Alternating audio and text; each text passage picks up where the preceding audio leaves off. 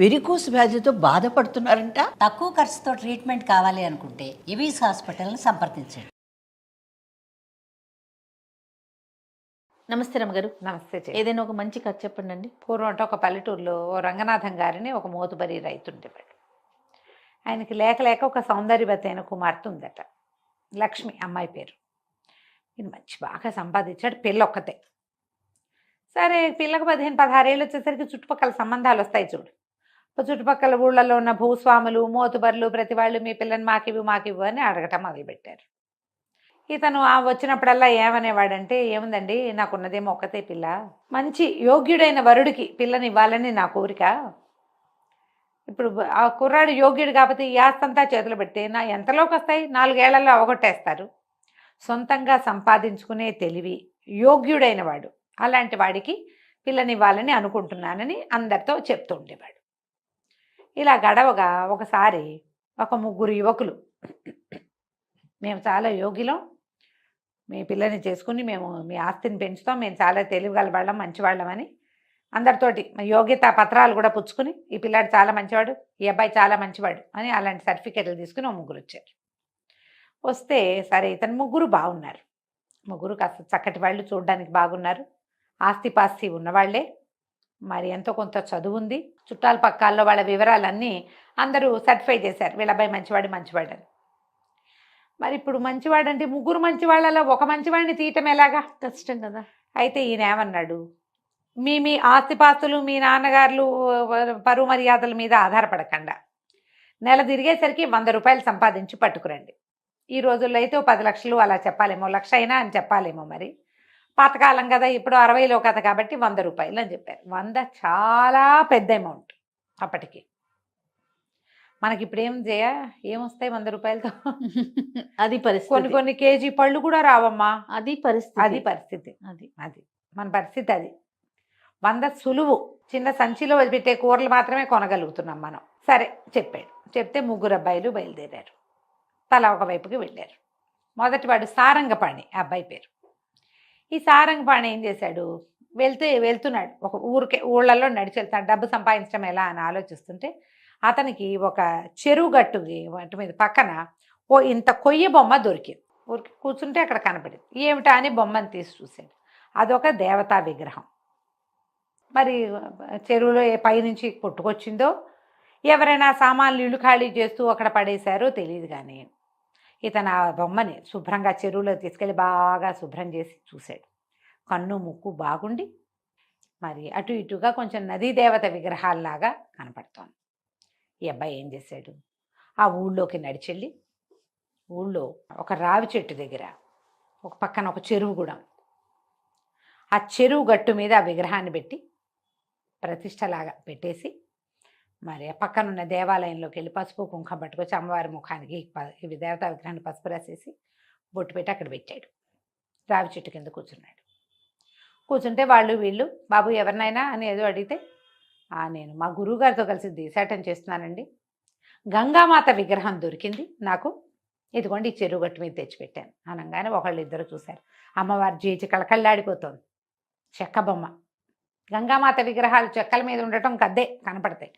ఆ వచ్చిన వాళ్ళు అబ్బో ఎంత బాగుంది అని దండం పెట్టారు. చెరువుకు వచ్చిన వాళ్ళు ఓ బిందెడు నీళ్లు తెచ్చిపోసారు, మళ్ళీ కాస్త పసుపు రాసి బొట్టెట్టారు. మరి ఆటితో పోయేవాళ్ళు టెంకాయ కొట్టారు, ఇటు వచ్చేవాళ్ళు 4 అరటిపళ్ళు తెచ్చిపెట్టారు. వారం తిరిగేసరికి ఈవిడ తీర్థ ప్రజలాగా ఆవిడ దగ్గరికి జనం రావటం మొదలెట్టారు.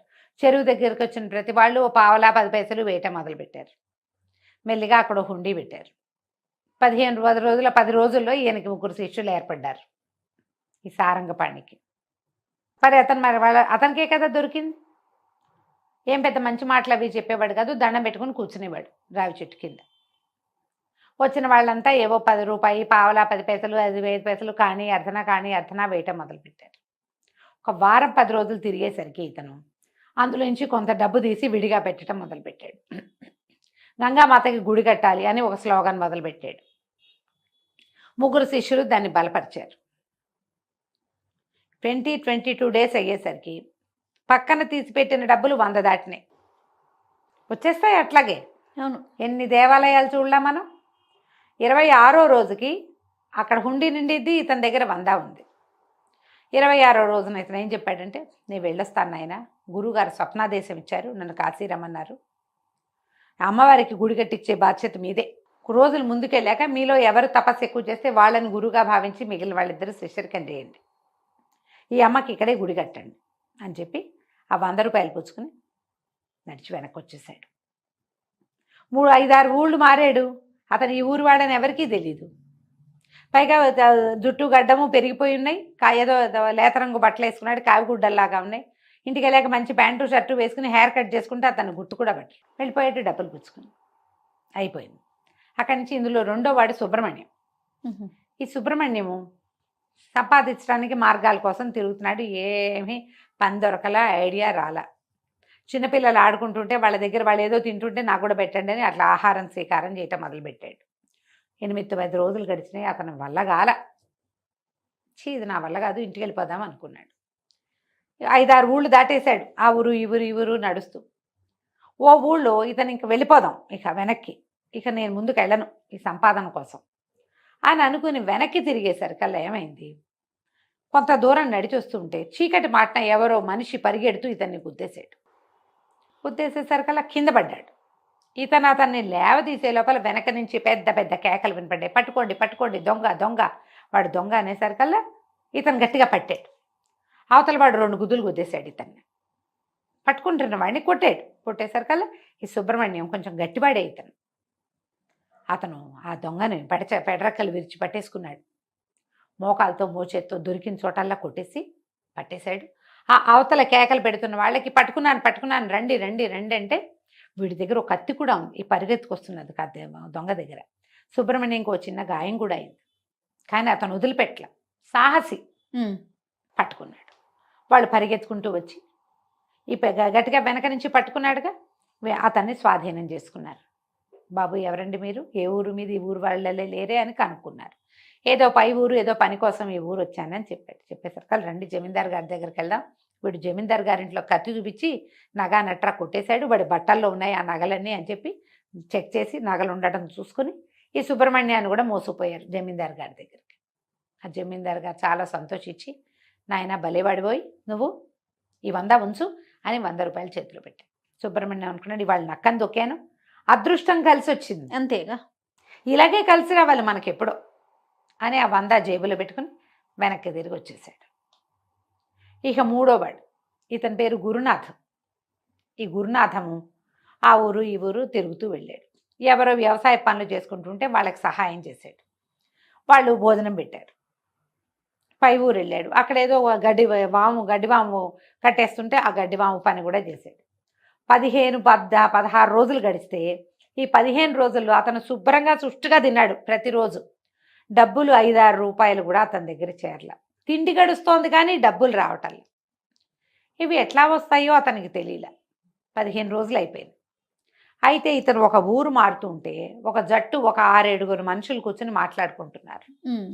ఏమిటి అని కనుక్కున్నాడు. ఏంటండి అనేసరికి వాళ్ళు అన్నారు, బాబు మేము వంట జట్టు వాళ్ళము, ఇంకొక 2 మనుషులు రావాల్సింది, వాళ్ళు రాకపోతే మా పనులు ఆగిపోతాయి, వాళ్ళ కోసం చూస్తున్నాం, వాళ్ళేమో హ్యాండ్ ఇచ్చి ఇంకో జట్టుతో పోయారు, మనుషులు లేక చస్తున్నాను ఆయన, పెళ్ళి చాలా పెద్దది, 16 రోజులు అక్కడ పని చేయాలి మేము అనేసరికి ఇతను ఏమిస్తారండి అన్నారు. రోజు కూలీ ఇస్తాం నాయన, భోజనం గడిచిపోతుంది, పెళ్లి భోజనాలు కదా, రోజు కూలీ ఇస్తామంటే నేను పని చేస్తాను, నన్ను తీసుకెళ్ళండి అన్నాడు. తనకి వంట ఏం పెద్దగా రాదు, కానీ పై పని చేయాలి కదా. వంటశాలలో గుండిగలు దించటాలు, కూరలు కలపటాలు, కూరలు తరగటాలు, ఈ వస్తువు ఇక్కడి నుంచి అక్కడికి మోయటం, వడ్డనలు చేయాలా, పైన కర్ర పెత్తనం, వస్తువులకి కాపలా, ఇన్ని పనులు చేస్తే అవుతాయి. ఇతను వాళ్ళ దగ్గర అన్ని రకాల పనులు చేశాడు. ఆ కాలంలో చెరువు నుంచి నీళ్లు తెచ్చుకొని వంటకేసుకోవాలి, లేదా బావి నుంచి తోడాలి. బలశాలు అయితే కానీ ఆ పనులు కుదరవు. సుష్టుగా భోజనం చేయటం, శుభ్రంగా పని చేయటం, ఒళ్ళు దాచుకోకుండా పనిచేసి 100 రూపాయల పైన సంపాదించుకున్నాడు అతను. 16 రోజులు పెళ్ళి కదా, 16వ రోజుకి ఇతని నెల పూర్తయింది. వాళ్ళ దగ్గర 100 రూపాయల పైనే ముట్టినాయి అతనికి. పెళ్లి వాళ్ళు కూడా ఏదో బహుమానం చేశారు, 100కి పైనే వచ్చింది. ఆ డబ్బులు పుచ్చుకుని వెళ్ళాడు. సరే, 3 అబ్బాయిలు ఈ మోతుబరి గారింటికి చేరారు. చేరితే ఆయనకి ముగ్గురు 300 ఇచ్చారు. నాయనా ఈ డబ్బులు మీరు ఎట్లా సంపాదించారో చెప్పండి. 3 కథలు విన్నాడు. నిజాయితీగా చెప్పాలిగా. 3 కథలు విన్నాడు ఆయన.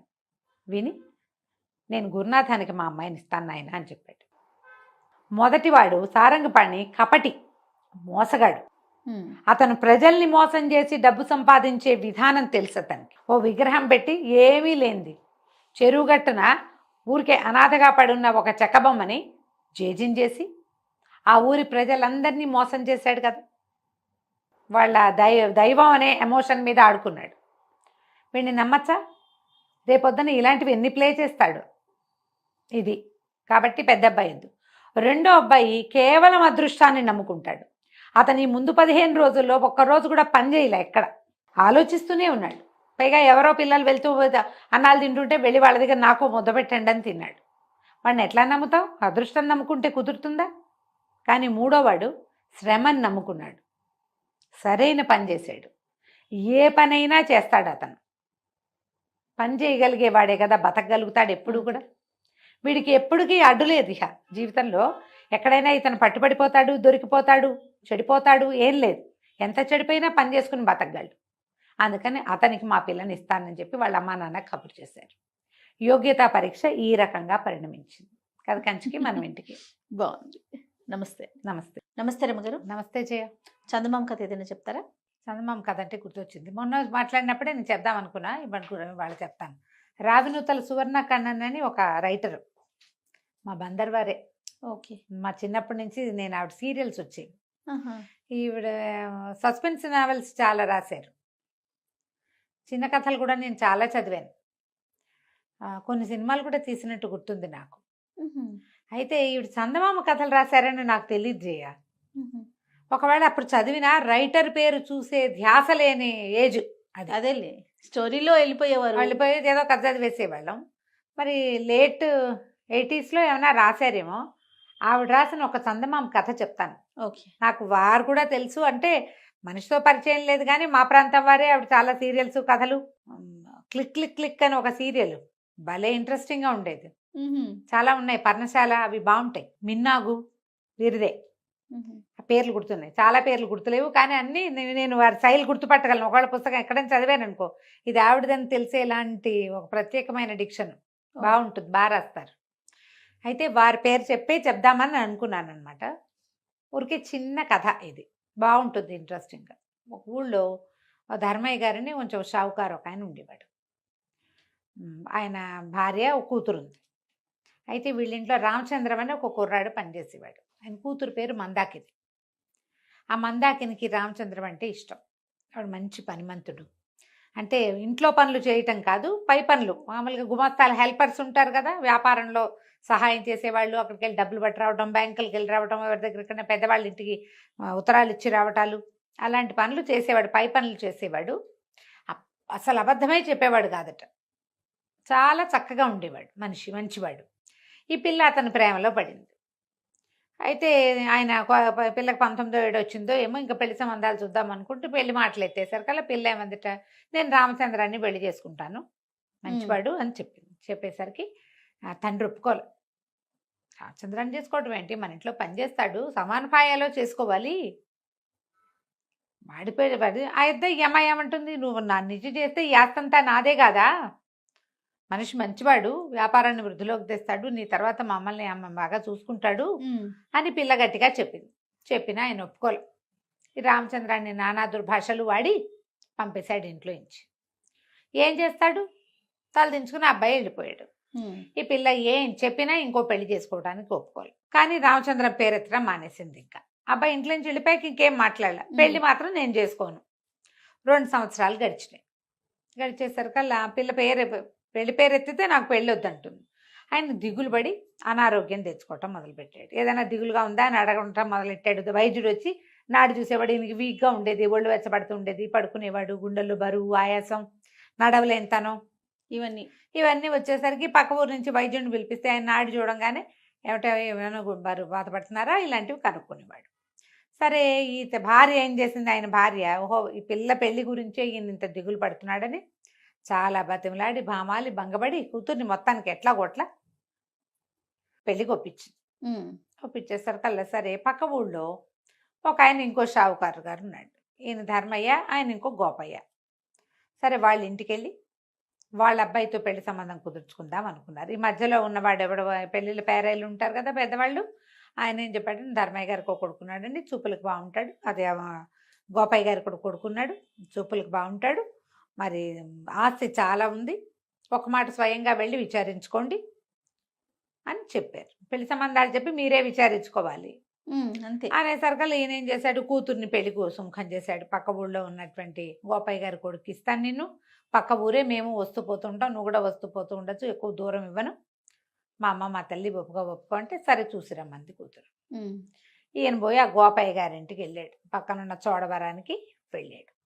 వెళ్ళేసరికల్లా ఆ గోపయ్య ఇంట్లోకి వెళ్ళేసరికి గోపయ్య గారింట్లో నుంచి రామచంద్రం బయటకు వచ్చాడు. బయటకు వచ్చేసరికల్లా అతను చూసి ఆశ్చర్యపడి 2 ఏళ్ల నుంచి ఆయన వెతికించాడు కూడా రామచంద్రం కోసం, కూతురు ఏడుస్తోందని. రామచంద్రం ఎక్కడన్నాడో దొరకలా ఆయనకి. ఇప్పుడు 2 ఊళ్ళ అవతల ఉన్న ఆ చోడవరంలో కనిపించాడు. ఒక క్షణం గుండెలు అటక్కమంది కానీ ఈయనేం మాట్లాడలా. అబ్బాయి అడిగాడు, అమ్మగారు బాగున్నారండి, మన దగ్గర కులసగా ఉందా, ఆ పొలం బాగా పండిందా, ఈ ధాన్యం బాగా వచ్చిందా, కుక్కలు పిల్లులు ఎలకలు వాళ్ళ ఇంట్లో ఉన్న వాటి అన్నిటి గురించి, వ్యాపారంలో పనిచేసే వాళ్ళు ఈయనకు ఉన్నారు కదా ఇంట్లో, ఇంకా గుమస్తాలు వాళ్ళు వీళ్ళు ఉంటారు, అందరు మంచి చెడు కనుక్కున్నాడు. ఏంటంటే చిక్కిపోయారు, మీకు ఒంట్లో బాగోలేదా, ఇలా కనుక్కున్నాడు. కుశలం కనుక్కున్నాక గోపయ్య గారు బయటకు వచ్చాడు. ఇద్దరు కలిసి మాట్లాడుకున్నారు. మీకెంత ఉంది మాకెంతుంది అన్నీ చెప్పుకున్నాక ఈయన పెళ్లి కొడుకు కోసం చూస్తున్నాడు. మరి పిల్లాడిని చూడాలి కదా. ఈయన అన్నాడు రామచంద్రంతో గోపయ్య గారు, ఒరే వెళ్ళి అబ్బాయి గారిని పిలుచుకురాను, ఆయన అబ్బాయి వెళ్ళి పెళ్లి వాళ్ళు వచ్చారని చెప్పంటే ఈ రామచంద్రము ఏదో సవరిస్తూ కాగితాలు అవి, ఆయన రాడండి పిలిచిన అన్నాడు. ఎందుకు రారు, పెళ్లి వాళ్ళు వచ్చారని చెప్పు, ఆయన కన్ను మలిపి వెళ్ళిపో అని చెప్తున్నాడు అనమాట. అదే వెళ్ళటల్లా, వెళ్ళకుండా అబ్బాయి లేదండి, ఒకవేళ ఆయన వస్తానన్నా మంజువాణమ్మ గారు రానివ్వదు అన్నాడు. అనగానే ఈయన ఆశ్చర్యపోయాడు. మంజువాణి ఎవరు అని అడిగాడు ధర్మయ్య గారు. అడిగేసరికల్లా ఈ కుర్రాడు అన్నాడు, రామచంద్రన్ చెప్పాడు, అదేనండి నీలవేణమ్మ గారి కూతురండి, మా అబ్బాయి గారు ఏదో పానీయం పుచ్చుకుని అతిగా ఎక్కడో రోడ్డు మీద పడిపోతే అది వాళ్ళ ఇంటి ఎదురుగుండా పడిపోయాడు, వాళ్ళేమో లోపల తీసుకుపోయి సఫర్యలు చేశారు, అప్పటి నుంచి అక్కడేముంటున్నారు ఎక్కువగా, నీలవేణమ్మేమో మా కాబోయే అల్లుడని ప్రచారం చేస్తోంది అని. ఎక్కడో వాళ్ళ ఇల్లు అని అడిగాడు. అదేనండి కొంచెం అవతలగా సానివాడు ఉంది కదండి, అందులో నేనండి అన్నాడు. అనగానే ఇంకేముంది, ఈయన ధైర్యమని లేచి ఉంచున్నాడు. ఏమిటయ్యా సానివాడిలో ఉంటాడా నీ కొడుకు, రోజస్తమానం అక్కడే ఉంటాడు, అదే ఆయన ఎవతను పెళ్లి చేసుకోబోతున్నాడని ప్రచారం కూడా ఉంటే ఆ పిల్లాడికి మా పిల్లని ఇవ్వాలా అని లేచి బయలుదేరి. లేచేసరికల్లా ఈ గోపాయి గారు ఒళ్ళు మండిపోయింది. ఇంత ఎత్తున లేచాడు.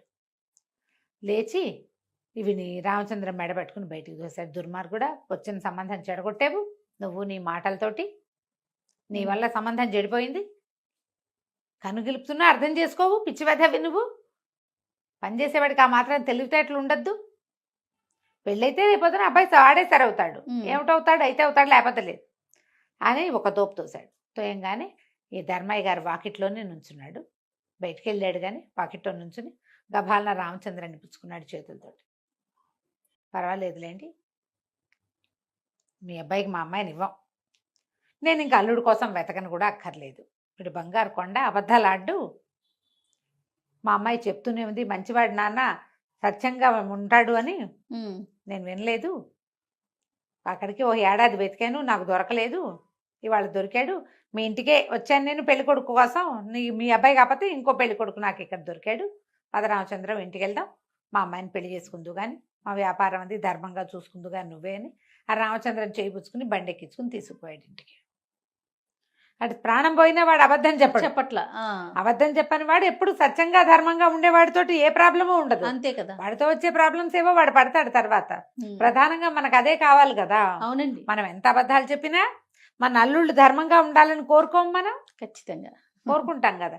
తీసుకుపోయాడు, చక్కగా మన దగ్గర నుంచి పెళ్లి చేశాడు, వ్యాపారాన్ని వాళ్ళకే అప్పచెప్పి కులాసాగా కాశీ రామేశ్వరం అవి తిరుగుతూ సంతోషంగా ఉన్నాడు. కథ కంచికి మనం ఇంటికి. చాలా బాగుందండి. నమస్తే రమ్మగారు. నమస్తే జయ. మంచి స్టోరీ చెప్తారా? చందమామ కథ చెప్తాం. పూర్వం ఒక గ్రామంలో ఒక గురువు గారు ఉండేవారట. ఆయనకి బోళ్ళంత మంది శిష్యులు ఉండేవాళ్ళు. ఒకడు చాలా ముఖ్య శిష్యుడుగా చాలా ఇదిగా గురువు గారి దగ్గర చాలా శ్రద్ధగా చదువుకున్నాడు. మంచి మంత్రశాస్త్రం అవి కూడా చదువుకున్నాడు అబ్బాయి. అయితే ఏమైంది, ఓసారి గురువుగారు ఏదో గ్రామాంతరం వెళ్ళారు. గురువుగారి భార్య అప్పుడు నొప్పులు పడుతుంది, ఆవిడకి సంతానం అప్పటిదాకా సంతానం లేదు గురువుగారికి. మన కుర్రాడు ఈ శిష్యుడు అమ్మగారికి కాపలా ఉన్నాడు. మరి ఎవరినో మంత్రసాన్యులను కేకేసుకొచ్చాడు. అమ్మగారికి ఒంట్లో బాగుండలేదని చుట్టుపక్కల 2-3 ఏళ్ళ వాళ్ళని సహాయానికి పిలిచాడు. సరే, తనేమో వాకిలి గుమ్మం దగ్గర ఉన్నాడు. ఏదైనా అవసరపడితే పలకాలి కదా మనం గబుక్కున, అందుకని అక్కడక్కడే తిరుగుతూ ఉన్నాడు. అయితే ఏమైందట, సరిగ్గా ఈ పిల్ల పుట్టబోతున్నారు. ఒక ఆయన వచ్చాడు లోపలికి, ఈ తలుపు తోసుకొచ్చాడు. ఈ శిష్యుడిని తప్పించుకుని పురిటి గదిలోకి వెళ్ళబోతున్నాడు. తీరా చూస్తే శిష్యుడు ఏదో మంత్రం పునశ్చరణ చేసుకుంటూ తలకాయ ఎత్తి చూడును కదా, అది బ్రహ్మదేవుడు. వచ్చిన ఆయన లోపలికి వెళ్ళాలన్నాడు. లోపలికి వెళ్ళాలి, బ్రహ్మదేవుడు చూడలేదు ఇంకా, ఇతను తెలుసుకోవాలి, కానీ తర్వాత తెలిసిందనమాట. లోపలికి వెళ్ళాలంటే లోపలికి వెళ్ళటం ఏమిటి, పురుడవుతోంది లోపల, అమ్మగారు నొప్పులు పడుతున్నారు, నువ్వు అట్టా వెళ్ళడానికి వీలేదని నాకు తెలుసు. ఆ పుట్టబోయే బిడ్డకి తలరాత రాయడానికి వెళ్తున్నా, అది భూమి మీద పడేసరికి రాస్తట ఆయన మన పక్కన నుంచుని. రాయటానికి వెళ్తానంటే అప్పుడు ఈ మంత్ర పునశ్చరణ వల్ల అతనికి తెలిసింది ఈయన బ్రహ్మదేవుడు అని. అలాగా ఏం రాత్రి అయిపోతున్నారండి అన్నాడు. ఏం రాత్రి అయిపోతాను, ఏదో వాడి మొహం చూస్తే రాస్తాను అనేసరికల్లా కాదు కాదు నాకు చెప్పండి అని అడిగాడు. ఇంతకీ ఏం పిల్ల పుట్టబోతుంది, మగపిల్లాడే పుట్టబోతున్నాడు అంటే ఏం రాస్తారు, వాడి మొహాన్ని ఏముంది, వాడికి ఆ జీవుడికి ఏముంది అంటే, ఏముంది బాగానే ఉంటాడు, వాడి జీవితాంతం, వాడికి రోజు వాడి దగ్గర ఎప్పుడు 1 మూట బియ్యం 1 ఆవు మాత్రమే ఉంటాయి, అదే వాడి గతి అని చెప్పాడు ఆయన. పికమొహం వేశాడు. అయ్యో, గురువుగారికి మగపిల్లాడు పుడతాడు, సంతోషంగా ఉంది, లేక లేక కలుగుతున్న సంతానం. 1 మూట 1 ఆవేనా పిల్లాడికి వాడి జీవితంలో సంపాదన, ఇంకేం ఉండదన్నాడు ఆయన. లోపలికి వెళ్ళిపోయాడు. ఈయన లోపలికి వెళ్ళి ఆయన బయటకు వచ్చేసరికల్లా పిల్లాడు పుట్టాడన్నారు. రాత రాసేసి అదృశ్య రూపంలో వెళ్ళిపోయాడు. ఈయన అదృశ్యంగానే ఉన్నాడు, ఈ కుర్రాడికే కనిపించాడు. ఈయనకి ఏం చెప్పాడంటే, ఈ విషయం నువ్వెవరికి చెప్పకూడదు. మరి అంతేగా, సీక్రెట్ కదా. సీక్రెట్ కదా, బ్రహ్మరాత ఎప్పుడు సీక్రెటే కదా. మళ్ళా 3 సంవత్సరాలు గడిచినాయి, 3 ఏళ్ళు. 3 ఏళ్ళు అయ్యేసరికల్లా గురువుగారి భార్య మళ్ళీ నొప్పులు పడుతుంది. మళ్ళీ సేమ్ శిష్యుడే ఉన్నాడు వాకిట్లో. గురువుగారు కూడా ఉన్నారు కానీ ఆయన ఇక్కడ లేరు, ఊళ్ళోనే ఉన్నారు. కానీ మళ్ళీ బ్రహ్మదేవుడు గారు వచ్చాడు. శిష్యుడు అడిగాడు, అయ్యా ఈసారి ఏం పిల్లండి అని. ఈసారి ఆడపిల్లే పుడుతుంది అంటే, ఈ పిల్ల అయినా సజావుగా ఉండదంటే, ఎందుకు ఉండకేమి లక్షణమైన పిల్ల, రోజు పెళ్లి సంబంధం వస్తుంది కానీ దీనికి పెళ్లి కాదు, రోజుకో పెళ్లి సంబంధం వస్తుంది అన్నాడు. శిష్యుడు చేష్టలు దక్కి నుంచున్నాడు. బ్రహ్మదేవుడు లోపలికి వెళ్ళాడు, రాత రాశాడు, ఆడపిల్ల పుట్టింది, అయిపోయింది. చాలా బాధగా ఉండేది అబ్బాయికి. ఇంకో 2-3 ఏళ్ళు నడిపిల్లలు అంతంతా ఎదిగాక చంటి పిల్లని ఎత్తుకుని తిరిగేవాడు. పిల్లాడు 4 ఏళ్ళ వాడు, 5-6 ఏళ్ళ వాడు అయ్యాక ఇతను వెళ్ళిపోయాడు ఇంటికి. కానీ ఎప్పుడూ అతనికి గురువుగారి మీదే ఉండేది. ఆ మాటలు ఎవ్వరికీ చెప్పకూడదు, గురువుగారికి కూడా చెప్పకూడదు కదా. ఉన్నాడు. కొంతకాలానికి ఇతను పెద్దవాడయ్యాడు, వివాహం అయింది, పిల్లలు పుట్టారు. పిల్లల వివాహాలు చేసే సమయానికి ఇతనికి అనిపించింది, ఆడపిల్లకి పెళ్లి చేసేసరికి, అమ్మో గురువుగారు అమ్మాయికి పెళ్ళయిందో లేదో, ఆ పిల్లాడు ఎట్టా ఉన్నాడో అని గురువుగారు ఆనుపాను తీసాడు. కనుక్కుంటే గురువుగారు పరంపదించారు, అమ్మగారు కూడా వెళ్ళిపోయారు. పిల్లాడికి పెళ్ళయింది, పిల్లకి ఇంకా పెళ్లి కాలేదు, ఉన్నారు అని తెలుసు. తేలేసరికల్లా సరే ఇతను ఏం చేశాడు, సంసారం అంతా మేనల్లుడికి వాళ్ళకి అప్పచెప్పాడు. మేనల్లుడికి కూతుర్నిచ్చి, ఇల్లు వాకిలి చూసుకోరా, నేను మా గురువుగారిని చూసొస్తాను, ఇంత చదువుకున్నాం, ఇంత సంపాదించుకున్నాం, ఇదంతా గురువుగారి వల్లేను, వాళ్ళని చూసొస్తానని బోల్డంత ప్రయాణం చేసి, అప్పట్లో పక్క ఊళ్ళు వెనక ఊళ్ళు కాదు కదా, ప్రయాణం చేసి గురువుగారింటికి చేరాడు. అయితే వాకిట్లో చక్కగా కామధేను వల్లే ఉంది ఒక ఆవు దూడ. లోపలికి వెళ్తే ఇల్లేమో అయ్యవార్ల నట్టిల్లే ఉంది, ఓ బియ్య బస్తా మాత్రం ఉంది వాళ్ళ దగ్గర. అక్కడి నుంచి పిల్ల చక్కగా ఉంది, చూడ చక్కటి పిల్ల, బంగారు బొమ్మల్లే ఉంది. గురువమ్మగారు కూడా బాగుండేది, ఆవిడ పోలికే వచ్చి పిల్ల చిలకల్లే ఉంది. రోజు ఒక పెళ్లి సంబంధం వస్తే ఎప్పటికీ పెళ్ళి అవ్వదు. పిల్లాడికి పెళ్ళయింది, ఆ వదిన గారు ప్రతిరోజు పెళ్లి సంబంధం వస్తుంది, ఈ పిల్లకి పెళ్ళెప్పుడు కుదురుతో, దీని పేడెప్పుడు విరగడవుతుందని వదిన గారు తెగ తిట్టిపోసి రాల్చిపోస్తుంది ఆ పిల్లని, తిట్టిపోసి. వీడికి ఏం సంపాదించినా వీళ్ళకి ఆవు ఉంటుంది, మూట ఉంటుంది, ఇంక ఎంతకంటే రూపాయి రాదు. ఆయన ఏం చెప్పాడో అదే జరుగుతుంది. అమ్మ బ్రహ్మరాత భలే గట్టిగా రాసావు తాత నువ్వు అని అనుకుని పలకరించాడు. పలకరించి, అబ్బాయి గుర్తుపట్టేవిట్రా అంటే, నేను ఫలానా నీ చిన్నప్పుడు ఇక్కడ ఉండేవాడిని అంటే, నువ్వు తెలియపోవటం ఏమిటి అన్నయ్య, రా అని పిల్లాడు ఆసక్తిగా కుర్రాడు ఈయన్ని పిలిచాడు. ఉండు మా ఇంట్లో అని, నీకు పెద్దగా ఏమి పెట్టలేము, నా బతికి ఇద్దగే ఉందంటే, ఏం పర్వాలేదు నాయన, మజ్జిగ ఉంది, అన్నం పచ్చడి వేసుకుని మజ్జిగ అన్నం తిన్నాడు. ఉన్నాక ఏం చేసినా ఇంతకంటే రావటం లేదు నాకు అని చెప్పాడు. బియ్యం దీకుండా ఉంటాయి, బియ్యానికి బాధ లేదు. ఆధారులో ఏదో దొరుకుతుంది, కరోనారో దొరుకుతుంది అంతే. బియ్యం మూట అంటే అన్నానికి లోటు లేదు వాళ్ళ దగ్గర. అక్కడి నుంచి తను ఏమన్నాడు, పాప ఒక మంచి ఆలోచన చెప్తారా, నేను చెప్పినట్టు చేస్తావా అన్నాడు. నువ్వు చెప్పినట్టు చేస్తానన్నయ్య చెప్పమన్నాడు. మరి రేపొద్దున మన దగ్గర బియ్యం అన్నీ సంతర్పణ చేసి ఊళ్ళందరికీ భోజనాలు పెట్టేసి ఇంకేముంది తర్వాత బియ్యము అన్నాడు, అవే వస్తాయి. ఆవు ఉంది కదా, ఆవు నమ్మేసి ఇంట్లోకి బట్టలు కొనుక్కొచ్చేసి ఈ ఆవుని బియ్య బస్తాని ఉండనివ్వద్దు. మనకి ఎట్టా వస్తుంది, నీవు చెప్తున్నావు కదా నీకెప్పుడు ఆవు ఉంటుంది బియ్యం ఉంటాయని. ఆవు బియ్యం ఖర్చు పెట్టేస్తే వస్తాయో రావో చూద్దాం, అంతగా రాకపోతే నేను కొని పెడతా. బాగా ఆలోచించుకున్నాడు ఇతను. వద్దన్నాడు, అమ్మో నేను చేయలేను, నా ధైర్యం చాలటలేదే, పెళ్ళాన్ని తిట్టిపోస్తుంది అన్నాడు. ఏం పర్వాలా, నీకు ఇస్తాగా నేను డబ్బులు, చేసి చూద్దాం, ఏం చేస్తారో చూద్దాం అని చెప్పాడు. చెప్పేసరికల్లా సరే బాగానే ఉంది. మర్నాడు 3వ రోజు చుట్టుపక్కల బ్రాహ్మణ్యం అందరికీ చెప్పాడు, కుర్రాడు వెళ్ళి మా ఇంట్లో భోజనాలు పెడతాం, సంతర్పణ చేస్తున్నామని. ఊళ్ళో వాళ్ళు కూడా ఎవరైనా వచ్చి తినేసేయచ్చు. బియ్య బస్తాదుగా బియ్య బస్తాడు వండేసేసి ఏవో చిత్రాన్నాలు చేశారు, అందరినీ పిలిచారు, పెట్టేశారు, అయిపోయినాయి బియ్యం. అక్కడి నుంచి అన్నయ్య గారి సలహా ప్రకారం ఆవును సంతకు తీసుకెళ్ళి ఆవు దూడ 2 పట్టుకెళ్ళిపోయాడు, సంతలో అమ్మేసేసాడు. అక్కడి నుంచి భార్యకి బట్టలు, ఓ చంటి పిల్లాడు ఉన్నాడు, వాడి బట్టలు, తనకి ఇంట్లో బట్టలు, ఇంట్లోకి కావాల్సిన సామాన్లు అన్నీ తెచ్చేసుకున్నాడు. అయిపోయినాయి. తెల్లవారేసరికి జమీందారు గారు తల్లిపోయింది. తల్లిపోయి 10 రోజులైంది. ఎవరో వచ్చి వస్తామన్న వాళ్ళు దానాలు పెట్టడానికి ఎవరూ రాలేదు. బాబు మీరు రండి అని తీసుకెళ్ళారు. తీసుకెళ్ళి ఓ బస్తా బియ్యము, ఒక ఆవు దూడ దానం. సాయంత్రం అయ్యేసరికి ఆవు దూడ బస్తా బియ్యము వచ్చేసాయి ఇంటికి. సరే 2వ రోజు మళ్ళీ 2 రోజులు 3 రోజులు అవ్వగానే మళ్ళీ ఆవును అమ్మేద్దాం పట్టన్నాడు అన్నయ్య. ఇలా బాగా ఆలోచించాడు, ఆవును అమ్మేశాడు. అమ్మేసేసి ఇంకేవో సామాన్లు తెచ్చేసాడు ఇంట్లోకి. అక్కడి నుంచి బియ్య బస్తా పోసేసి మళ్ళీ సంతర్పణ అన్నాడు. బియ్యము ఇంట్లో సామాన్లన్నీ అయిపోతుండగా మళ్ళీ ఖబర్ వచ్చింది, వాళ్ళు ఎవరో పోయారు, గోదానం. మళ్ళా గోదానం, మళ్ళా బియ్యం బస్తా. ఇదే కంటిన్యూ కొన్నాళ్ళు ఇట్ అయింది. తర్వాత అయినా సరే వీళ్ళు బియ్యం ఖర్చు పెట్టేస్తారు, బియ్యం కూడా అమ్మేసేస్తారు, ఆవుని అమ్మేసేస్తారు, డబ్బులు చేసేసుకుంటున్నారు. ఏవో ఒకటి కొనేస్తారు, బంగారాలు టింగారాలు కొనేస్తారు. బియ్య బస్తా ఉండాలి, ఆవు ఉండాలి. వాడి శాస్త్రం, వాడి మొహాన్ని రాసున్నది ఏమిటి, బియ్య బస్తా ఆవు. బాగుంది. ఇట్లా గడుస్తుండగా ఒకరు ఏమైంది, తర్వాత ఎవరు మరణించలే, ఊళ్ళో ఎక్కడా మరణాలు లేవు.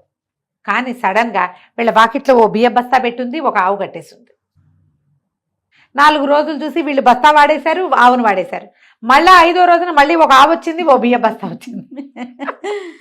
ఈ కథ బాగుంది. అక్కడి నుంచి ఈయన ఏం చేశాడు, పెళ్లి కావాల్సిన పిల్లని దగ్గర కూర్చోబెట్టుకుని, అమ్మాయి నా మాట వినమ్మా, ఇంకేమింటానన్నయ్యా, నాకు పెళ్ళి అవ్వదు, ఇట్లాగే ఉంది నా పరిస్థితి అంటే. అట్లా కాదు, ఈసారి పెళ్లి సంబంధం వస్తుందా, వచ్చిన పెళ్లి సంబంధం వాళ్ళు నాకు కంటే కాసు పేరు వడ్డాణము ఓ పట్టు చీర తెస్తేనే చూస్తాను, కనిపిస్తాను, లేకపోతే నేను కనిపించను, పెళ్లి చూపులు కూర్చోను నేను అనేసరికి, సరే మామూలుగా వచ్చిన వాళ్ళే నన్ను పెళ్లి చేసుకోవట్లేదు, ఇవన్నీ సరుకులు తెమ్మంటే ఎవరు రారేమోనన్నయ్య, అయినా సరే చూద్దామన్నాడు. రేపొద్దునే ఒక పెళ్లి వాళ్ళు వచ్చారు. పెళ్లి వాళ్ళు వచ్చి పిల్లని చూస్తామన్నారు. రోజు పెళ్లి చూపులే ఆ పిల్లకి. అమ్మాయి నేను చచ్చిన పెళ్లి చూపులు కూర్చోను, కంటే కాసుల పేరు వడ్డాణము మరి ఓ పట్టు చీర తెచ్చిస్తేనే పెళ్లి చూపులు కూర్చుంటుంది. పెళ్లి వాళ్ళు తెల్లబోయారు, ఇది ఎక్కడ గోల్, పెళ్లి చూపులకి వెళ్ళిపోయారు. కానీ సాయంత్రానికి ఒక పెద్ద మనిషి వచ్చాడు. ఆయన ఒక కంటే కాసుల పేరు వడ్డాణం పట్టు చీర తెచ్చి, ఊహించగలమా ఇలా జరుగుతాయని? అస్సలు. కంటే కాసుల పేరు లోపల పెట్టుకుంది వదిన గారు. పిల్ల చక్కగా పట్టు చీర ధరించి ఆ పెద్ద మనిషికి వచ్చి కనిపించింది. రోజు ఆయనే వస్తున్నాడు. కంటే కాసుల పేరు వడ్డాణం పట్టు చీర పట్టుకురావాలి, పిల్లని చూసి వెళ్ళాలి. పొద్దున గారు ప్రతిరోజు వచ్చే వస్తువులను చూసుకుని, మరి బంగారం అంతంత అమృతుంటే ఎవరు కాదంటారు, కొత్త కొత్త బంగారు వస్తువులు రోజు వస్తువులు లోపల పెట్టుకుని రోజు తెస్తున్నాడు అతను. 9 రోజులు వచ్చాడు. 10వ రోజు ఈయన, అయ్యా నేను వచ్చిన పని అయిపోయింది, నీ సంసారం బాగుంది, ఆవుని బస్తాని మాత్రం ఉండేవద్దు నువ్వు, ఏ రోజు ఆ రోజు లేదా 2-3 రోజులు సమయం చూసుకుని చేసేసి అదే డబ్బు అయిపోతుంది, మళ్ళీ అవి నీకు వస్తాయి, ఏం పర్వాలా, సరేనా అని చెప్పి, అమ్మాయి ఇదే కంటిన్యూ చేయి, నువ్వు పెళ్ళవకపోతే అదే పోతుంది, హాయిగా ఉంటావు కనీసం నువ్వు అని చెప్పేసి చెల్లెలకి చెప్పేసి బయలుదేరాడు. ఈయన బయలుదేరింది ఏం టైము, పొద్దున్నే వాళ్ళు ఒక పడవ దాటాలి. ఆయన అది తెల్లవారి 5:30-6 గంటలకల్లా పడవ తీస్తారు. అక్కడికి వెళ్ళాలంటే ఈయన 2 గంటలకు బయలుదేరాలి, బ్రాహ్మీ ముహూర్తంలో బయలుదేరాలి. నేను సంధి వార్చుకుని వెళ్తానమ్మా అని కోడలికి తమ్ముడికి వీళ్ళకి చెప్పేసేసి రాత్రి వాకిట్లో పడుకున్నవాడు గావంచా సర్దుకుని తన సంచి సర్దుకుని నడిచి రావటం మొదలెట్టాడు. ఏరు దాటుతున్నాడు. కొంచెం చిన్న ఏరు దాటి అవతల పడవ దగ్గరికి వెళ్ళాలి. తెల్లవారుచాం ఒక ఆయన ఒక ఆవు ఓ సంచి పుచ్చుకుని నడిచి వస్తున్నాడు. ఆయన అక్కడ దాటి ఇక్కడికి రావాలి. వస్తుంటే బాగా పరకాయించి చూశాడు. మంత్రం పునశ్చరణ చేసుకుంటూ ఈయన చూసేసరికి బ్రహ్మదేవుడే. బాగున్నారా స్వామి అని అడిగాడు. ఏం బాగుంటాను రా నాయన, నన్ను ఇరికిచ్చావు కదా నువ్వు అన్నాడు బ్రహ్మదేవుడు. 10 రోజుల నుంచి బ్రహ్మదేవుడు వస్తున్నాడు రోజు వీళ్ళింటికి. ఆవు బస్తా ఇవ్వాల్సిందే, ఈ అబ్బాయికి వడ్డాణం ఇవ్వాలి. రోజు పెళ్లి చూపులు దాని మొహం మీద రాశాడు. మరి పెళ్లి చూపులకి ఇవి ఇస్తే గానీ కూర్చోనంటే అవి ఇచ్చి కూర్చోవాలి ఎవరో ఒకరు. అందుకని ఆయనే వస్తున్నాడు. అనేసరికల్లా ఇతను అన్నాడు, మన శిష్యుడు, మరి ఎందుకండి వాళ్ళ రాత మార్చచ్చు కదా అన్నాడు. రాయటమే కానీ మార్చటం మన వల్ల కాదురా నాయన, నా కర్మకి ఇది వచ్చింది, కొంచెం మాడిఫై చేస్తా, 2 అక్షరాలు సవరించి సరి చేస్తానులే, నువ్వు వెళ్ళిరా అన్నాడు. తెల్లవారి ఇంకో పెళ్లి సంబంధం వచ్చి పిల్లకి పెళ్ళైపోయింది. అబ్బాయికి ఎక్కడి నుంచో ఆస్తి స్వాస్తి కలిసి వచ్చినాయి. ఈ మూట ఆవు నుంచి పైకి వెళ్ళిపోయాడు. 10 ఎకరాల పొలం కూడా వచ్చింది. వాళ్ళు హాయిగా ఉన్నారు. బ్రహ్మదేవుడు తన కర్మానికి వీళ్ళకి పంచాడు. రోజు ఏ చావు రాకపోతే ఆయనే ఆవు బియ్య బస్తా తెచ్చిపెట్టాలి. తెచ్చాడు అట్లా 3 సార్లు. వీళ్ళకేమో 9 రోజుల పాటు 9 వడ్డాణాలు, 9 గంటలు, 9 కాసుల పేర్లు పట్టుకొచ్చి ఇచ్చాడు. అది కంచకి మనం ఇంటికి. బాగుంది రమ్మగారు, తమాషా కథ. మన మొహాన రాసుంటే చచ్చినట్టు మన చేతిలోకి వస్తుంది చేయాలి. మనదే అయితే ఎవరో ఒక కారణం అవుతారు దానికి, ఎవరో ఒక కారణం. అది మనకి రాతలో లేకపోతే మనం ఎంత ప్రయత్నించినా చివరి దాకా వచ్చైనా విరిగిపోతుంది అది. అంతే. నిజం రమ్మగారు. నమస్తే. నమస్తే. Welcome to our channel. ఈ రోజు నాతో పాటు రమ్మగారు ఉన్నారు. నమస్తే రమ్మగారు. నమస్తే జయ. రమ్మగారు, చందమామ కథలను పిల్లలు భలే ఇంట్రెస్ట్ చూపిస్తున్నారండి. కింద మనకి కామెంట్స్ కూడా చాలా బాగున్నాయి. ఇంకా ఇలాంటివి ఎక్కువ చెప్పించండి, ఎక్కువ మాట్లాడండి రమ్మగారితో అనేసి అడుగుతున్నారు. సో మరి ఈరోజు ఒక చందమామ కథ, కొంచెం పెద్ద కథ చెప్తా. ఓకే. ఒక కుంతల దేశం, ఎంతసేపు కుంతల దేశం పేరుస్తుంటుంది. ఆ పేరు అంటే విదర్భ దేశం చెప్దాం ఈసారి. పేరు మార్చుకోవచ్చు, మన ఇష్టం కదా. విదర్భ రాజకుమారుడు చంద్రసేనుడు. అయితే అతనికి ఏంటంటే ఏదో ఊహాసుందరిని పెళ్లి చేసుకోవాలని, అందమైన అమ్మాయిని పెళ్లి చేసుకోవాలని ఉండేదట, కోరిక ఉండేది. అయితే ఏమైంది, ఎంతమందిని చూపించినా నచ్చేది కాదు, నచ్చేవాడు కాదు, అతనికి నచ్చేది కాదు. ఏమైనా నచ్చలేదు, అమ్మాయినా నచ్చలేదు, అలా అనేవాడు, వంకలు పెట్టేవాడు. అయితే కొంతకాలం తర్వాత వాళ్ళ నాన్న ఏం చేశాడంటే రకరకాల దేశాల నుంచి బోళ్ళంతమంది అందగత్తెల పటాలని అన్నీ తెప్పించి ఒక చుట్టింట్లో, అంటే గుండ్రంగా ఉండే ఇంట్లో అంటిపించి అతను పుట్టినరోజు నాడు సాయంకాలం, అబ్బాయి చుట్టింట్లో నీకు ఆసక్తికరమైన విషయం ఉంది, పైకి వెళ్ళి చూసి నీకేం కావాలో చెప్పమన్నాడు. అయితే అన్ని పటాలు వెళ్ళాడు ఈ అబ్బాయి. పైకి వెళ్తే బోళ్ళంతమంది అందగత్తెల అమ్మాయిలు, రాజకుమార్తె ఫలానా రాజకుమార్తె ఫలానా రాజకుమార్తె అని రాసింది. అందరినీ చూస్తుంటే ఒక ఫోటోకి, ఒక చిత్రపటానికి కర్టెన్ వేస్తుంది, ముసుగేసేసారు. మామూలుగా మన వ్యక్తులకు ఎలా ఉంటుందంటే ఓపెన్గా ఉండే విషయం కంటే మూసుండే విషయం మీద మహా ఆసక్తిగా ఉంటుంది. ఈ కుర్రాడు ఏం చేశాడు, ఈ చుట్టుపక్కల ఉన్న అమ్మాయిలందరూ బాగున్నారు, వీళ్ళతో సరిపెట్టుకోకుండా ఈ మూసున్న దాంట్లో ఏముందో చూద్దామని ఆ కర్టెన్ లాగాడు. అక్కడ ఉన్న అమ్మాయిని చూసరికి ఆయన పర్లే నచ్చింది, ఎంత బాగుందో, భలే అందంగా ఉంది. ఉండేసరికల్లా ఏం చేశాడు, ఆ పటం తీసుకొచ్చి, నాన్నగారు ఈ అమ్మాయి నాకు నచ్చిందండి అంటే ఆయన తెల్లబోయాడు. ఇదేమిట్రా, దీనికి ముసుగేసాం కదా, ముసుగేసిన పటం ఎందుకు చూసావు నువ్వు, ముసుగేస్తే ఇది వద్దనే అర్థం. ఓహో, ఇది వద్దనే అర్థం కదా, అందుకని ముసుగేసాం, మిగిలినవన్నీ ఓపెన్గా పెట్టాం. ఆ పటాల్లో ఏదో ఒకటి చూసి నేర్చుకోవాలి, ఈ అమ్మాయిని నచ్చుకున్నావేమిటి నువ్వు, ఇది వద్దన్నాడు. అనేసరికల్లా ఈ అబ్బాయి ఏమన్నాడు, మీరు అక్కడ 30 పటాలు పెట్టారు, నాకు ఇది నచ్చింది, ఈ అమ్మాయే నచ్చింది, ఎందుకు చేసుకోవద్దంటారు, మరి ఈ పటం ఎందుకు తెప్పించావు అని పోట్లాడాడు. తండ్రి అన్నాడు, పెద్దరాజు గారు, ఈ పటం మన ఇంటికి వచ్చే నాటికి బాగానే ఉంది, ఈ అమ్మాయిని ఒక రాక్షసుడు ఎత్తుకుపోయాడు, ఒక మాంత్రికుడు ఎత్తుకుపోయాడు, ఉక్కు కోటలో దాచిపెట్టాడు. ఈ అమ్మాయి అక్కడి నుంచి బయటికి రాదు, వాడు చాలామందిని ఇట్లాగే తీసుకెళ్ళిపోయాడు. మన దగ్గరికి వచ్చాక వాళ్ళ దగ్గర నుంచి కబురు వచ్చింది, రాజకుమార్తెని ఉక్కు కోటలో బంధించాడు అని. కాబట్టి ఇది లాభం లేదు, ఈ అమ్మాయి కుదరదంటే ఈ అబ్బాయి ఏమన్నాడు, ఉక్కు కోటలో ఉంటాడు, బంగారపు కోటలో ఉంటాడు, నేను వెళ్ళి తెచ్చుకుంటా, నాకు ఆ అమ్మాయి నచ్చింది, నాకు నేను రాజకుమారుని, నాకు నచ్చిన దాన్ని తెచ్చుకోలేకపోతే ఎందుకు ఈ రాచరికం వేస్ట్. నేను రాజుగారి అబ్బాయి కదా, ఏదో ఏమైనా నేను అబ్బాయి నా వల్ల కాదని ఊరుకుంటాను, నేను రాజకుమారుని, నాకు బోల్డంత శౌర్యం ప్రతాపం అవి ఇవి బోల్డన్ ఉన్నాయి, ఇవన్నిటి ప్రకారము నేను వెళ్ళి తెచ్చుకోవాల్సిందే తప్పిస్తే ఇప్పుడు అలాగే చేస్తాము. ఒక అమ్మాయి కోసం యుద్ధం చేసి అమ్మాయిని తెచ్చుకుంటున్నాం, మామూలుగా అలా చేస్తారు. ఇప్పుడు నేను ఎందుకు మాంత్రికుడితో యుద్ధం చేయకూడదు అని అన్నాడు. వాళ్ళ నాన్న అన్నాడు, ఒరే మనుషులతో యుద్ధం వేరు, మాంత్రికులతో యుద్ధం వేరు, ఇది కష్టమైన సంగతి, వద్దని తల్లి తండ్రి ఎన్ని విధాల బతిమలాడినా ఒప్పుకోలే అబ్బాయి ఒప్పుకోలే. నేను వెళ్తాను, వెళ్ళాల్సిందేనన్నాడు. ఇక వాళ్ళకి విసుగు పుట్టి ఒక మంచి గుర్రం, ఓ పనివాడిని తోడిచ్చి వెళ్ళిన వీళ్ళని వెతుక్కోమన్నారు. వెతుక్కోమంటే వీడు అలా వెళ్తుంటే చాలా కాలం వెళ్ళాడు. ఆ ఉక్కు కోట అనే పదార్థం ఎక్కడుందో తెలియదు, దాని ఆనుపాను తెలియదు. మాంత్రికుడు ఎత్తుపోయాడు, ఉక్కు కోటలో పెట్టాడు పదమే అందరికీ తెలుసు. ఇలా కొన్ని అడవులు అవి దాటాడు. దాటిన తర్వాత ఏమైంది, ఒక అతను కనిపించాడు. కనిపించేసరికి సరే నువ్వెవరు ఏమిటి అంటే, నేను ఉక్కు కోట కోసం వెతుకుతున్నాను అని చెప్పాడు. చెప్పి నువ్వెవరంటే, నా పేరు పొడుగు, నేను ఎంత పొడుగైనా ఎదగలను అన్నాడు. వచ్చినవాడు ఏమిటి పొడుగా అలా ఎలా ఎదుగుతామంటే, ఇదిగో అని ఇలా పొడుగ్గా సాగిపోయేటవాడు. ఇంత పొడుగైపోయాడు. వాడికి అంత పొడుగు, వాడికి ఎంతంత పొడుగు కాళ్ళు, ఎంతంత పొడుగు చేతులు ఉంటాయి, అంత పొడుగు అయ్యేసరికల్లా రాజుకి ఆశ్చర్యం వేసింది. రాజకుమారుడికి, అబ్బా భలే బాగున్నావోయ్, నువ్వు నాతో ఉండాలి, నీలాంటి వాడు ఉంటే నా ప్రయాణం చాలా బాగా ఉంటుంది, రా అని తెచ్చుకుని. ఈ పనివాడు ఉన్నాడుగా, వాడు చక్కగా వంట అది చేస్తాడు. ఈ పొడుగు కూడా చక్కగా భోజనం పెట్టి దగ్గర కూర్చోబెట్టుకున్నాడు. అప్పుడు ఏమన్నాడంటే, మనం ఉక్కుకోట వెళ్ళాలి, ఈ ఉక్కుకోట ఎక్కడుందో చూడు నువ్వు అనేసరికల్లా వీడింత పొడుగ్గా శుభ్రంగా సుష్టిగా తిన్నాడు వీళ్ళతోటి. ఈ పొడుగ్గా పైకి ఎదిగి ఆ చెట్ల మీద నుంచి దూరంగా అక్కడ ఫలానా చోట ఉక్కుకోట కనపడుతుంది, మనం చాలా దూరం వెళ్ళాలి, పద వెళ్దామని తీసుకెళ్ళేసరికి ఇద్దరు కలిసి దారిలో వెళ్తున్నారు. వాడికి తెలుసు కదా దారి, ఆ దారి ప్రకారం వెళ్ళడం మొదలుపెట్టారు. వెళ్తుంటే మధ్యలో ఒకడు కనపడ్డాడు. వీళ్ళిద్దరూ పలకరించుకున్నారు, ఈ పొడుగును ఆవాడు. వాడి పేరు ఏమిటంటే అడ్డం.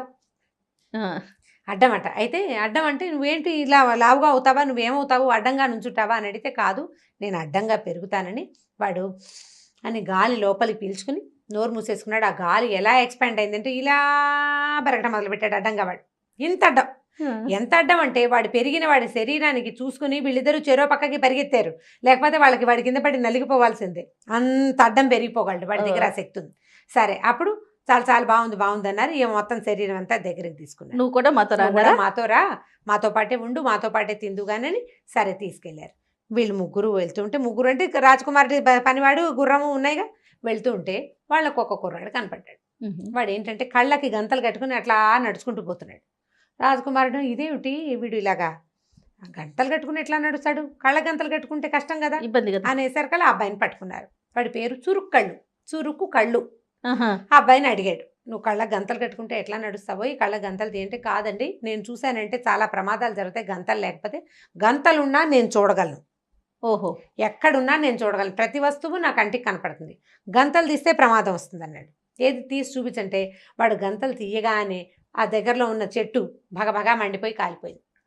వాడు వెంటనే గుడ్డ కట్టేసుకున్నాడు, ఇలా అవుతుంది అందుకని నేను కళ్ళ గుడ్డ తీయను, కానీ నాకు ప్రతిదీ కనపడుతుంది అనేసరికల్లా అప్పుడు ఇతను ఏమన్నాడు, మాకు దారి తెలుసు, కాకపోతే ఏదో అలానే వీడి పొడుగు చూశాడు కదా, తెన్ను తెలీదు ఏ రకంగా వెళ్ళి ఏం చేయాలో, కాబట్టి నువ్వు ఏదైనా చెప్పమంటే వీడు ఏం చేశాడంటే, ఈ కళ్ళగా తన దృష్టిని బాగా కేంద్రీకరించి రాజకుమార్తె ఉక్కు కోటలో ఉందని, ఫలానా చోట ఉందని చెప్పేసరికల్లా ఈ పొడుగు ఏం చేశాడు, తన శరీరాన్ని అమాంతం పెంచి ఈ రాజకుమారిని, పనివాడిని, ఈ చురుక్కళ్ళవాడిని, అడ్డాన్ని నలుగుని ఇలా పట్టుకుని సందిటి పట్టు గబగబా ఉక్కు కోట వైపుకి నడిచేశాడు.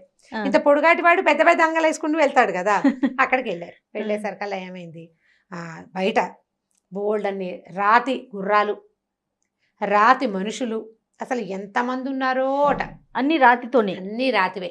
అక్కడి నుంచి ఇటు ఏం చెప్పాడంటే, ఈ ఉక్కు కోటలో నలుగురు కోసం వంట చేస్తున్నారు, మన నలుగురు కోసమే వాళ్ళు వండుతున్నారు, మనం వస్తామని వాళ్ళకి తెలుసు అని చెప్పాడు. వీళ్ళు వెళ్ళారు ఆ ఉక్కు కోటలోకి. వెళ్తే వంట అవుతోంది, ఎవరో వంట చేస్తున్నారు, చక్కగా కూర్చున్నారు, నలుగురు భోజనాలు చేశారు. పనివాడిని గుర్రాన్ని వదిలిపెట్టేసి వీళ్ళు వెళ్ళిపోయారు. నలుగురు భోజనం, రాజకుమారుడు, పొడుగు, అడ్డం, చురుక్కళ్ళవాడు, రాజకుమారుడు నలుగురు కలిసి భోజనం చేశారు. ఓ గదిలో కూర్చున్నారు.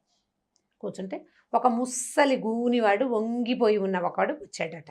గూనెతనం వచ్చి నడుముకి ఉక్కుతోటి, ఉక్కు అంటే ఐరన్ లాంటిది, కొంచెం నల్లగా ఉంటుంది, 3 కట్లు ఉన్నాయట వాడి నడుముకి, 3 కట్లు ఉన్నాయి. అతను ఏం చేశాడంటే వస్తూ తనతో ఒక అమ్మాయిని చేత్తో పుచ్చుకొచ్చాడు.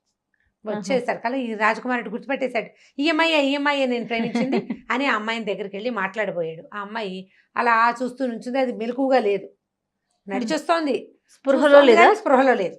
అప్పుడు ఇతను ఏం చెప్పాడంటే, ఈ గూనివాడు, ఇదిగో నీకు కావాల్సిన రాజకుమార్తె, దీనికోసమే నువ్వు ఇంత దూరం వచ్చావు. ఉమ్. తెల్లవారే వరకు ఈ అమ్మాయిని ఎక్కడికి వెళ్ళనివ్వకుండా కాపలా కాయాలి. గది దాటి వెళ్ళిపోయిందో నువ్వు రాయి అయిపోతావు. గదిలో నుంచి బయటికి పోకూడదు, దీనికి బయటికి వెళ్ళనివ్వకుండా కాపలా కాయమన్నాడు. సరే అమ్మాయి నువ్వు ఒక కుర్చీలో కూర్చోబెట్టారు. ఈ అబ్బాయిలు నలుగురు భోజనం చేశారు కదా, మెలకుగానే కూర్చున్నారు. ఈ పొడుగు ఏం చేశాడు, ఓ చోట ఒక గదిలో పక్కన నిలబడి చుట్టూతా ఏమున్నాయో పరిశీలిస్తున్నాడు. ఈ అడ్డం తన శరీరాన్ని పెంచి గదిలో నుంచి బయటికి వెళ్ళే అన్ని మార్గాల్ని మూసేశాడు. శరీరంతో మూసేశారు. చురుక్కళ్ళ వాడు అట్లా నిద్రపోకుండా నుంచున్నారు. కాసేపు అయ్యాక మెల్లిగా నలుగురికి నిద్ర వచ్చేసింది. తెల్లవారబోతుండగా మెలకు వచ్చి చూసుకున్నారు, ఏది రాజకుమార్తె లేదు. వీళ్ళకేమో నిద్ర వచ్చేసింది. అయ్యో, అమ్మో సూర్యోదయం అయిపోతుందని ఈ రాజకుమార్తె ఎక్కడుందని వెతికితే ఈ పొడుగు తన శరీరాన్ని పెంచి దూరంగా చూస్తున్నాడు కానీ వాడికి కనపడదు. చురుక్కళ్ళ వాడు దృష్టిని కేంద్రీకరించగానే వాడికి ఏం కనపడిందంటే ఇక్కడికి 100 ఆమడల దూరంలో ఉన్న ఒక మర్రి చెట్టు మీద మర్రి కాయలో రాజకుమార్తెని బంధించి ఉంచారు. కాయలో ఉంది. అయ్యో, ఆయన సరికల్లా వీడేం చేశాడు, ఈ పొడుగు వెంటనే ఇంత పొడుగ్గా పరిగెత్తి పగాబా అంగలేసుకుంటూ ఈ 100 ఆమడల దూరాన్ని దాటేసి పరిగెత్తుకుంటూ వెళ్ళి ఆ మర్రి కాయని తీసుకొచ్చేసాడు. ఆ కాయని తెచ్చి ఇట్లా గదిలో పడేయంగానే అమ్మాయిగా మారిపోయింది. అది ఈ ముసలివాడు వచ్చాడు తెల్లవారంగానే, రాజకుమార్తె ఇక్కడే ఉంది. వాడు ఎలా చేశారు అన్నాడు కానీ వాడి నడువుకి 3 ఉక్కుతోటి కట్లు కట్టినాయి. ఓ కట్టు విడిపోయిందిట, 2 కట్లు ఉన్నాయి. వాడు గొణుక్కుంటూ ఈ అమ్మాయిని చేత్తో పుచ్చుకు తీసుకెళ్ళిపోయాడు.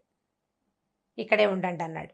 పగలల్లా వీళ్ళు అటు ఇటు తిరిగి చూశారు, కోటంతా చూశారు. వజ్రాలు వైడూర్యాలు ఆభరణాలు ఎన్ని ఉన్నాయో, ఎంత సంపదో. కానీ అన్ని చోట్ల గుర్రాలు ఏనుగులు లేవు. గుర్రాలు, ఎడ్ల బళ్ళు, గుర్రబళ్ళు, మనుషులవి మట్టి బొమ్మలు, రాతి బొమ్మలే ఉన్నాయి. అంతా కూడా రాతితోటే, ఏం లేవు అక్కడ. అన్ని పెట్టెల నిండా బంగారాలు, వజ్రాలు, వైడూర్యాలు అలా బోల్డ్ అని ఉన్నాయన్నమాట. సరే 2వ రోజు సాయంకాలం మళ్ళీ వీళ్ళు రాత్రి అన్నాలు తినేశారు. ఆ గూనివాడు రాజకుమార్తెని తెచ్చాడు. ఇంకో 2 రోజులు నువ్వు కాపాడాలి ఇవన్నీ అని చెప్పి ఆ అమ్మాయిని అక్కడ వదిలిపెట్టి వెళ్ళాడు. అమ్మాయి ఏమీ స్పృహ లేదు, అడిగినా మాట్లాడినా ఏమీ లేదు. సరే వీళ్ళు ఏం చేశారు, మళ్ళీ నిన్నట్లాగానే బాగా కేర్ఫుల్గా ఉన్నారు. అయినా సరే వీళ్ళకి నిద్ర వచ్చింది. తెల్లారేసరిగా లేదు అమ్మాయి. అమ్మాయి లేదు. లేకపోయేసరికల్లా అప్పుడు మళ్ళీ చురుక్కళ్ళ వాడిని ప్రేరేపించారు, ఎక్కడుందో చూడరా నాయన. మరి చూడాలి కదా ఎవరో ఒకళ్ళు. ఈసారి ఈ అమ్మాయి ఎక్కడుందంటే అక్కడెక్కడో ఇంకా దూరంలో ఒక చిలక గుడ్డులో ఉంది. ఓహో. మళ్ళీ ఈ పొడుగువాడు పరిగెత్తుకుంటూ వెళ్ళి ఆ గుడ్డును తీసుకొచ్చాడు. గుడ్డును తీసుకొచ్చి ఆ గుడ్డును కాస్త గదిలో పెట్టంగానే మళ్ళీ అమ్మాయిగా మారిపోయింది. పొద్దున గూనివాడు వచ్చాడు, 2 తిట్లు తిట్టాడు వీళ్ళని. ఈ నడువుకి 2-3 కట్లలో 1 కట్టు నిన్న ఊడిపోయిందా, 2వ కట్టు వాళ్ళు ఊడిపోయింది, ఇంకొక కట్టుకు మిగిలింది. వాడు సణుక్కుంటూ విసుక్కుంటూ వీళ్ళు ఎలా చేస్తున్నారో నాకు అర్థం కావట్లేదని ఆ అమ్మాయి చేయి పుసుకుని బరాబరా లాక్కుంటూ రాజకుమార్తెను తీసుకుపోయాడు. 3వ రోజు రాత్రి ఏం చేశారు, అన్నాలు తిన్నారు. ఈ రాజకుమార్తె వచ్చి నుంచునుంది వీళ్ళ దగ్గర. ఒక మంచం మీద పడుకోబెట్టారు. అమ్మాయిని మెలకుగానే చూస్తూనే ఉంది. వీళ్ళు చూస్తూ చూస్తూ చూస్తూ నిద్రపోయారు. సూర్యోదయానికి కొద్దిసేపు ముందే వీళ్ళకి మెలకు వచ్చింది. చూసుకున్నారు, అమ్మాయి లేదు, మాయమైపోయింది. ఇప్పుడు ఈసారి చూస్తే ఎలా కనపడిందంటే వాళ్ళకి ఒక సరోవరంలో నిండా నీళ్లున్నాయి. ఆ సరోవరంలో అడుగున ఒక ముత్యపు చెప్పు ఉంది. ఆ చిప్పలో ఒక ఉంగరం ఉంది. ఉంగరంలో ఉంది రాజకుమారి, ఉంగరంలో ఉన్న ముత్యంలో. ఓహో. ఇప్పుడు ఏం చేశారు వీళ్ళు కాస్త, అంటే మరి అక్కడ సరోవరం లోపల ఎక్కడుందో కనపడుతోంది. సరే వీళ్ళిద్దరు పొడుగు అడ్డం ఇద్దరు పరిగెత్తారు. ఈసారి అడ్డం ఏం చేశాడంటే శరీరాన్ని పెంచి సరోవరంలో ఉన్న నీళ్ళన్నీ తాగేసేట. మొత్తం నీళ్లు తాగేయంగానే సరోవరం ఖాళీ అయిపోయింది. వీడు గబగబా ఆ ముత్యాన్ని లోపల ఉన్న ఉంగరాన్ని తీసాడు. ఉంగరాన్ని తీసేసరికి ఈ లోపల ఏమైంది, మెల్లిగా సూర్యుడు వచ్చేసాడు. ఈ ముసలివాడు గది దగ్గరకు వచ్చేస్తుండేసరికల్లా వీడు ఏం చేశాడంటే ఎక్కడో ఉన్నారు అక్కడి నుంచి గురి చూసి ఆ ఉంగరాన్ని డామని గదిలో పడేలాగా కిటికీలోంచి విసిరేసాడు. వాడు లోపలికి వచ్చేసరికల్లా ఈ ఉంగరం వచ్చి నేల మీద పడింది. ఇది కాస్త అమ్మాయిగా మారిపోయింది. మారిపోగానే స్పృహ వచ్చేసింది అమ్మాయికి. వెంటనే ఈ ముసలివాడు నడువుకి 3వ కట్టు ఉంది కదా, అది 3వ ఉక్కు కట్టు విరిగిపోగానే వాడు ఒక కాకిలాగా మారిపోయి కీ బ్యామని కావమని పిచ్చి పిచ్చిగా అరుచుకుంటూ ఈ కిటికీలోంచి బయటకు వెళ్ళిపోయాయి. బయటకు వెళ్ళిపోయేసరికి అప్పటిదాకా ఉక్కుగా ఉన్న కోటంతా సినిమాలలాగా మారిపోవటం మొదలుపెట్టింది. అక్కడి నుంచి ఈ అమ్మాయి అడిగింది, మీరు ఎవరు, ఏమిటి, నన్ను ఇక్కడి నుంచి కాపాడారు, వీడు రాక్షసుడు నన్ను ఎత్తుకొచ్చేసాడు, ఇప్పుడు ఆ మాంత్రికుడు ఏంటంటే మాంత్రికుడు కాకి అయిపోయాడు కదా. అక్కడి నుంచి ఈ చురుక్కళ్ళవాడు పొడుగు అడ్డం కూడా వచ్చేసారు ఇక్కడికి. వచ్చిన తర్వాత వీళ్ళు చూసుకున్నారు, ఆ మొత్తం కోట నిండా ఉన్న అన్ని రాతి మనుషులు, అన్ని మట్టి మనుషులు, మట్టి విగ్రహాలు మనుషులుగా గుర్రబళ్ళుగా మారిపోయారు. వాళ్ళంతా ఇక్కడికి వచ్చి ఈ రకంగా ఉండిపోయారు. అక్కడి నుంచి పెట్టెల నిండా వజ్రాలు వైడూర్యాలు ఉన్నాయి కదా, ఒక్కో పెట్టెలోంచి 10 20 అమ్మాయిలు చొప్పున బయటకు వచ్చారు. ఓహో, మణులుగా చేసి వాటిని దాచిపెట్టాడు. దాచిపెట్టాడు. ఈ రాజకుమారిని చాలా సంతోషించి నన్ను పెళ్లి చేసుకోమని ఒప్పుకుంది. అప్పుడు ఈయన ఏం చేశాడంటే ఈ స్నేహితుల్ని ముగ్గురిని కూడా వెంబడ పెట్టుకుని ఈ రాజకుమార్తెలందరినీ వాళ్ళ కోసం వచ్చిన బళ్ళు గుర్రాలు మనుషులు ఉన్నారు కదా, ఎవరి దారిని వాళ్ళని వాళ్ళ ఇళ్ళకి పంపించేసి తను కూడా ఈ రాజకుమార్తెను తీసుకుని ఇంటికి వచ్చి హ్యాపీగా పెళ్లి చేసుకున్నాడు. ఈ ముగ్గురిని తన రాజ్యంలోనే తలా ఒక ఉద్యోగం ఇచ్చేసి చక్కగా దగ్గర పెట్టుకుని వాళ్ళతోటి వాళ్ళ స్నేహం ఎప్పుడు పోకుండా ఉంచుకున్నాడు అనమాట. అయిపోయింది కథ కంచికి, మనం ఇంటికి. చాలా బాగుంది రమ్మగారు. జానపద కథ. ఓకే, ఊహకి అందకుండా ఊహ పిల్లల అందదు కంటే కదా. మనం చెప్పేయచ్చు కానీ అదే ఆలోచిస్తే సాధ్యమా అనిపిస్తోంది. అంటే సాధ్యం కానివే కదా కథలు. కథలు. అదే అదే మనం అలాంటి కథలు మనం చూడలేదా? సూపర్ హిట్ అయిపోయింది కదా, ఎక్కడో పడిన పిల్లాడు ఇక్కడ తేలేడు. జానపద కథలు అలాగే కదా ఉంటాయి. ఇలా విపరీతంగా ఇప్పుడు కథ అంటే మీకు రియల్ గా జరిగే దాని మీద అంత ఆసక్తి ఉండదు కదా, విపరీతంగా ఉండేదే ఆసక్తికరంగా ఉంటుంది.